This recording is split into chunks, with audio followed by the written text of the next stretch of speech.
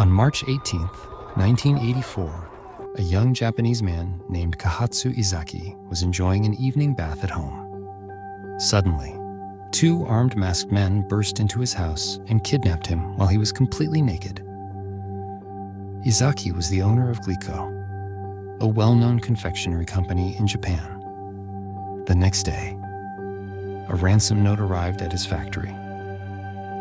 The criminals demanded 1 billion yen and 100 kilograms of gold.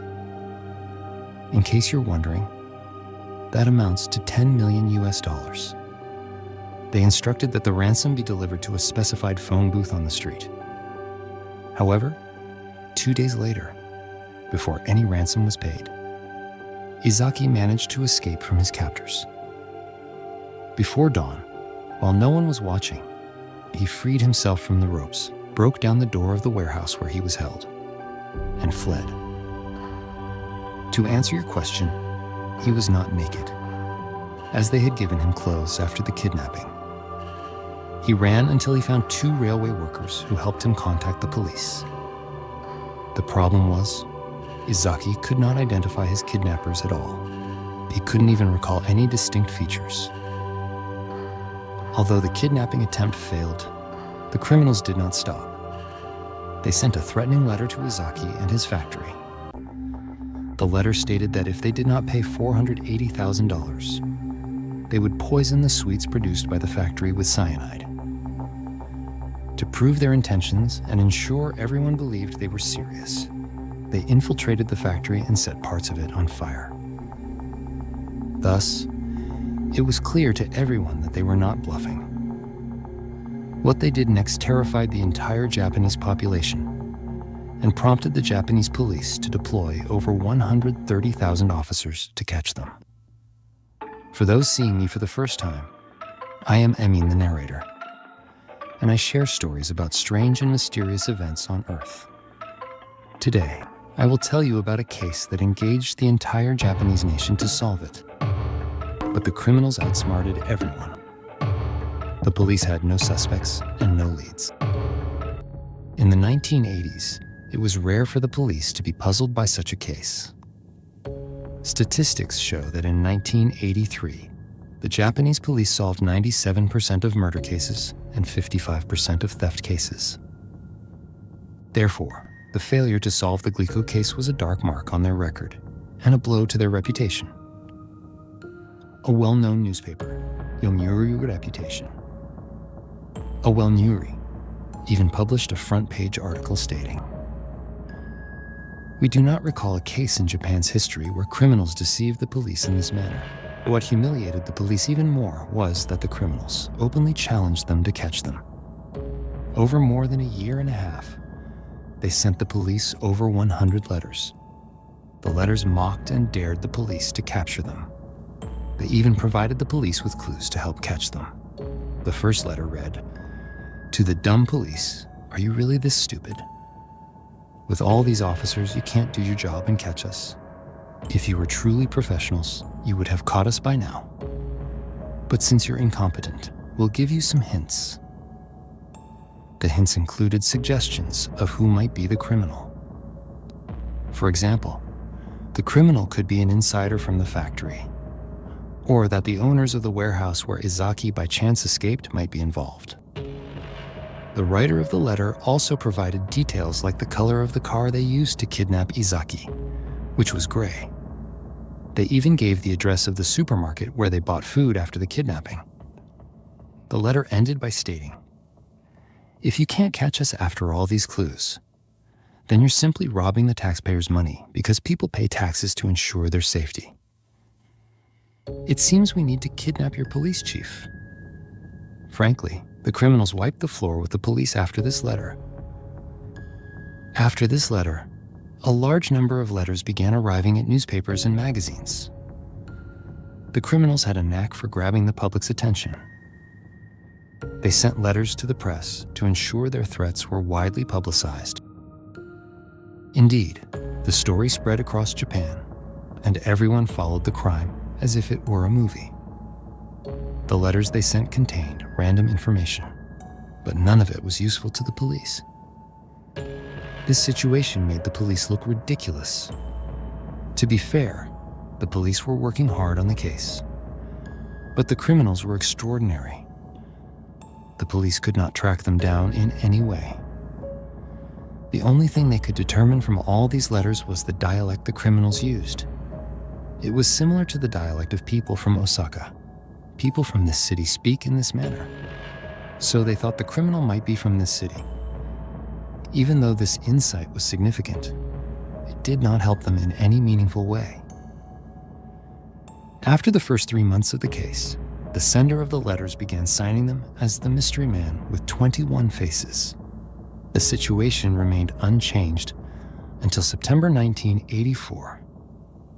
Another confectionery company, Morinaga, began receiving threat letters demanding $410,000, warning them not to be upset by what would happen if they didn't pay. Morinaga ignored the threats and didn't send any money. 8 days later, Japanese newspapers received the following letters.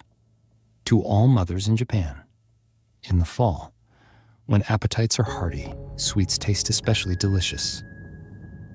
And of course, when we say sweets, the first thing that comes to mind is Morinaga confections. That's why we've added a special new flavor, potassium cyanide. It tastes a bit bitter, but at least it won't cause cavities in your children's teeth. We have placed warning labels on the boxes containing cyanide. There are 20 boxes in stores from Hakata to Tokyo. Indeed, that day, shop owners and supermarkets across Japan found boxes with warning labels written on it, warning cyanide. 18 boxes were found that day. One of these boxes was found in a supermarket just 32 meters from Izaki's house, the first factory owner they kidnapped. Although not all the poisoned boxes were found, no one died. 2 boxes remained unaccounted for. Because of this, another letter arrived. Next time, there will be 30 boxes with poison, and we won't label them. Over the next 2 weeks, more than 40,000 police officers were deployed to monitor shops and supermarkets across Japan. And what did they gain from all this surveillance? Nothing. No one could tell if the criminals had actually carried out their threats and poisoned those 30 boxes or not. But investigators found surveillance footage from one of the shops where a poisoned box was found the first time. The video showed a man with curly hair wearing glasses and a baseball cap, placing something on the shelf where the poisoned box was found. Unfortunately, the quality of the footage was poor, and they couldn't identify the person. The police released the footage to the public, hoping someone would recognize any detail.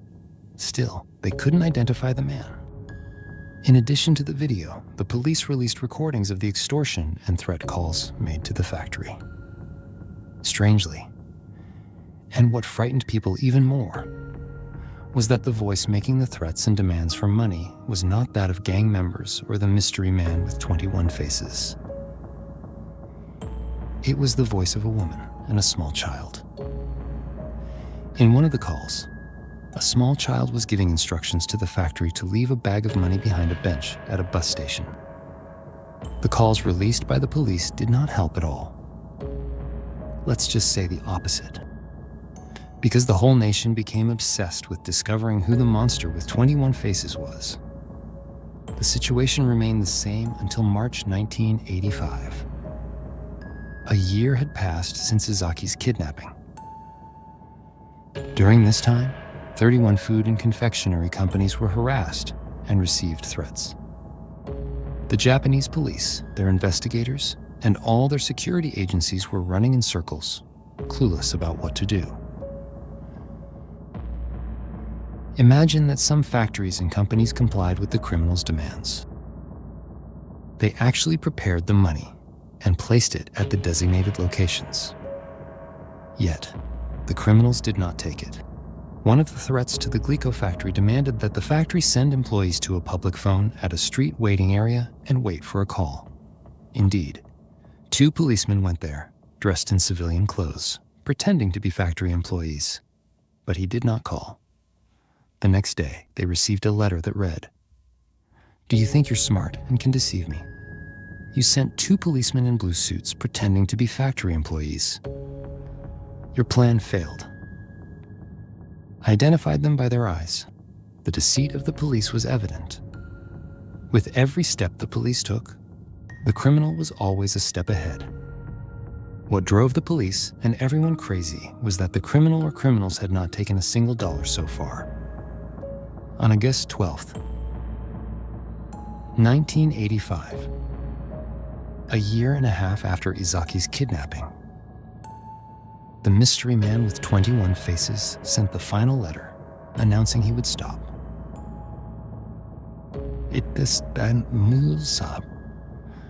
News broke that the Japanese National Police and the media had received over 28,000 letters from the criminals during the past year and a half, and that the police had used more than 130,000 officers on this case. The police were utterly humiliated in front of the public when everyone realized these facts. Receiving 28,000 letters filled with hints about who the criminals might be, using 130,000 officers, yet they couldn't identify them. The police were forced to reveal their conclusions and who they suspected and what they had done during this time. The first analysis suggested it might be an inside job, with someone from within Glico, possibly Kahatsu Izaki, involved. Everyone thought this initially during the crime wave targeting food factories. People were skeptical about how Izaki managed to free himself from the ropes and escape the warehouse. Everyone wondered why only Izaki was kidnapped and managed to escape by sheer luck. And his factory received just one threat. The Morinaga factory actually had its sweets poisoned, not just threatened. However, some people argued that although Glico was only threatened and its products weren't poisoned, the threat alone caused significant damage to their business. At that time, their products were pulled from all store shelves. The factory even temporarily shut down, laying off 2/3 of its employees. Thus, accusing the factory owner of being the criminal is impossible, because no one would destroy their own business in such a way. In the end, his factory was closed for a period, his business was devastated, and 2/3 of his employees were let go. It couldn't have been him. The second theory is that the criminal or criminals were people seeking revenge against food factories. 30 years ago, in 1955, an arsenic accident occurred at a dry milk factory, contaminating the production line. More than 12,000 infants fell ill, and 183 died. Guess which factory was responsible? Morinaga. The factory at the time reached a settlement with the parents of the sick children. However, 14 years later, a report indicated that the children who survived the incident still suffered long-term health effects. They would continue to suffer from these effects. So, when the wave of threats against the factories began, the police speculated that the now-grown children, who would be about 30 years old, could be behind these acts. Having suffered from food factory incidents in their youth, they might be seeking revenge. However, the police then questioned why these people, who were victims of Morinaga, would target all factories. Their issue was with Morinaga, so why target everyone? The third and final theory is that a man named Manabu Miyazaki is the criminal behind all these events. In 1984, when the wave of threats began, at one of the factories, the criminal demanded 100 million yen be delivered to a specific location. The factory complied, and they went to deliver the money, but they were undercover police officers. The police spotted a man at the drop site who fled, and they couldn't catch him. They tried to create a sketch based on the police description. The sketch resembled Manabu Miyazaki. The sketch was so accurate that the police showed it to Miyazaki's mother. They asked her if she recognized the person in the sketch, and she said it was her son. Coincidentally, his mother was from Osaka. the area where the police initially suspected the letters were written. Additionally, it turned out that Manabu was the son of a prominent Yakuza boss. He had multiple issues with the government and a history of criminal activity. However, they couldn't charge him or prove anything. They lacked concrete evidence. What mattered to the police was showing the public the extent of their efforts. They thought back 30 years to the milk poisoning and even produced a sketch so accurate that his mother identified him. They left it to everyone to decide who the criminal was. In other words, they said to everyone, "This is our work, these are our conclusions, and everything is out in the open. Whoever can identify the criminal, show us your skills. Here's something that will shock you." Manabu Miyazaki wrote a book about all the crimes he committed in his life and published it right after The Mystery Man, with 21 Faces case was closed. The cover of the book featured the police sketch from the investigation where he was a suspect. The book became a sensation and made 100 million yen. If Manabu was indeed the person who demanded 100 million yen and escaped the police, he got the 100 million, but in another way. If he was the one, then he truly humiliated the police more than anyone else on earth. Now, tell me who you think the criminal might be. Were those poisoned as children seeking revenge when they grew up? Or was it Manabu? There are many clues pointing to him, but no solid evidence to convict him. This was our story today. I hope you enjoyed it. If you like this type of topic, check out The Chameleon Criminal. It's a great topic that you will enjoy. Don't forget to like and subscribe to the channel. I am Emin, the narrator. See you in another video.